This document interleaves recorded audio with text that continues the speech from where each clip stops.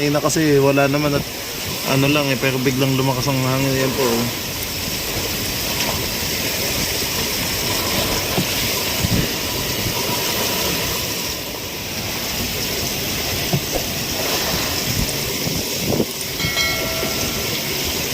Time check mga kabisig, 10 minutes bago mag alas 5 ng hapon. Ayan, habang kami nagpapahinga dito mga kabisig ay yan, ramdam na nga po ang simula ng lakas ng hangin dito po sa Surigao, sa Mindanao. Yan guys, yan, na service boat natin nasa baba kasi ginamit pa nila ito bumili ng pagkain. Yan o.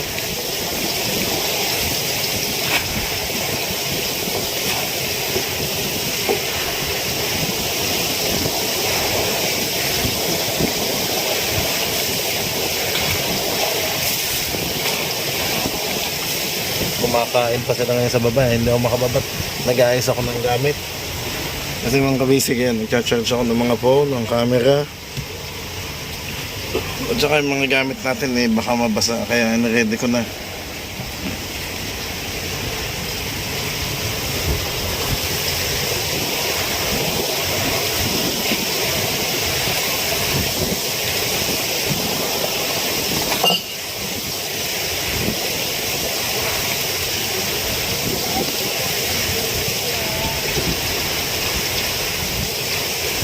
Sana makabalik na agad si Raven at si Macau. Saktong bumaba pa naman sila mga kabisig.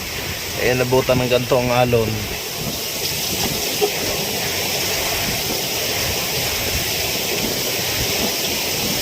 May biglang lakas ang hangin eh. Kanina kasi wala naman at ano lang eh, pero biglang lumakas ang hangin. Yan po.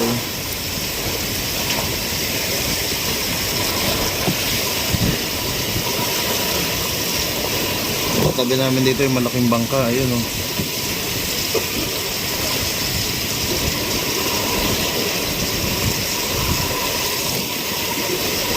Malaking bangka.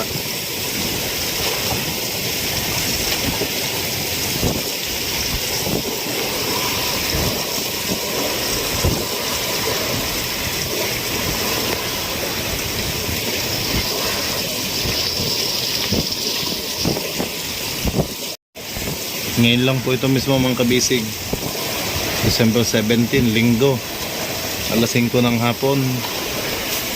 So ramdam na ang hangin dito.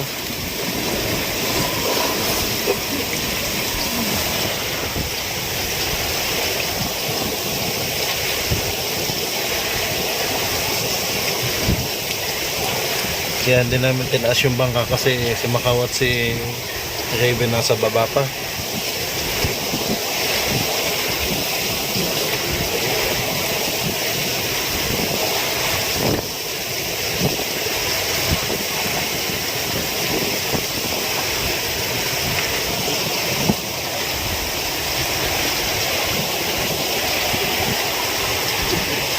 Kabila guys,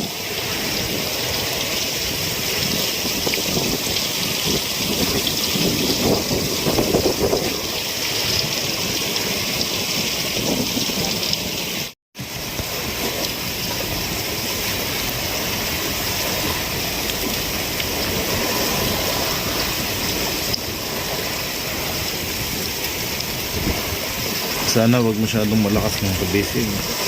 Ano po, pinagdadasal ko na sana yung sana yung mawala agad. Nakakatakot kasi yung mga alon dito, baka tayo makaladkad ng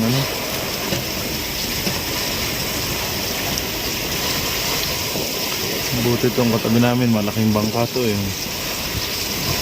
mas kayang kaya naman nila. Pero pag bagyo kasi, pag bagyo wala naman talagang tatagal kahit sino, kahit malaki pa.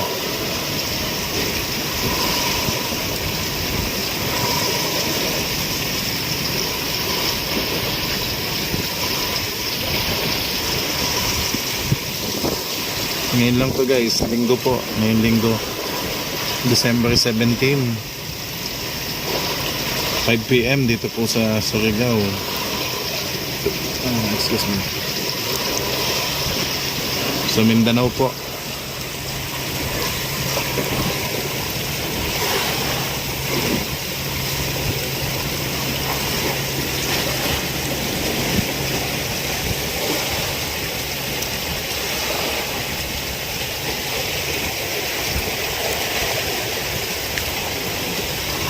mahirap nito mga kabisig kapag madaling araw. Kapag madaling araw bumanat si kabayan, yun ang mahirap. Hindi namin nakikita ang paligid. Puro alon lang dito.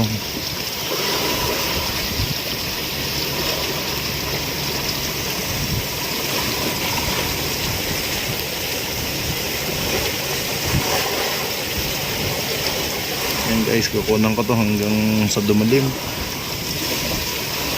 para makita nyo po, kasi nakakamdam pa lang yung hangin dito eh. Simula pa lang, wala pa yung ano eh, hindi pa siya mismong naglalandfall. So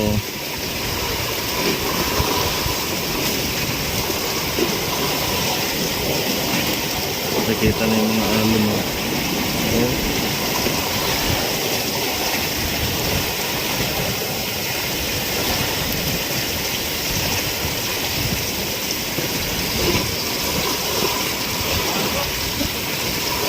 Ang team ka-basic natin nasa baba. Siksikan.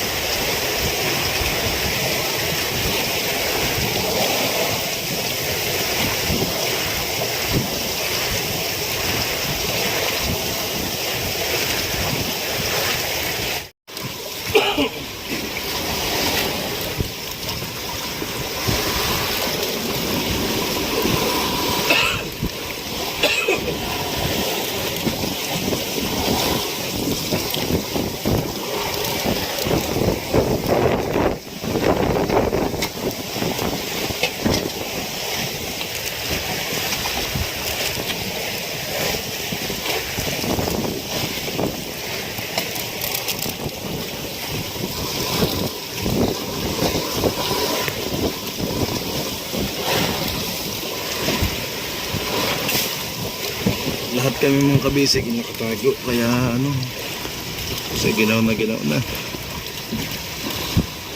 hindi na pwedeng magbabad sa tubig, talikig na po.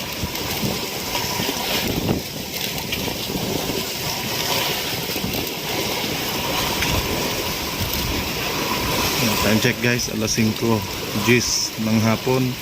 Pero halos dilim na dito sa paligid, pero malinaw lang yung camera ko.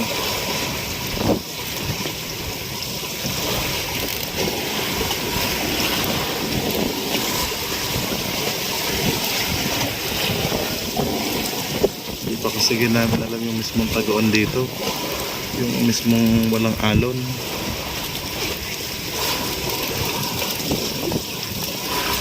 Kaya yun, mga katabi namin dito ng bangka ay malalaki lang guys. So itong mga ito, pag umalis na din sila dito, susunod na lang kami sa mga dito.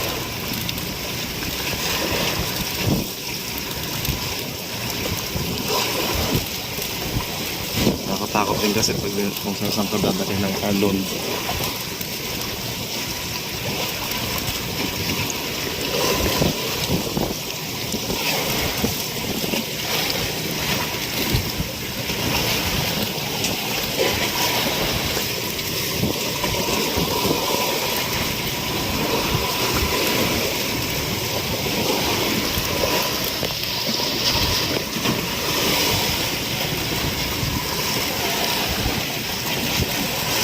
Bantayan natin mga kabisig na nalakas agad kasi wala naman kami pupuntahan dito. Sa kabilang isla pa yung taguan. Doon pa sa Bukas Grande Island ay malayo naman dito. Hindi mo tayo pwedeng kapakot. Ang sa gitna ay maliit yung alon.